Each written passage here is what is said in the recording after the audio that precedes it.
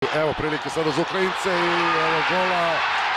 1:0 za Ukrajinu. Cigankov je strelac. Nedovoljno dobro su novi pokušaj 2:0.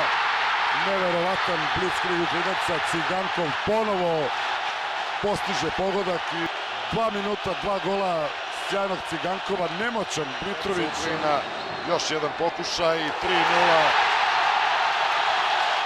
Jevgen Konopljanka. Nije ni počelo drugo poluvreme. 3:0 vodi ukrajinski sastav. Potpuno sam, evo prilike 4:0.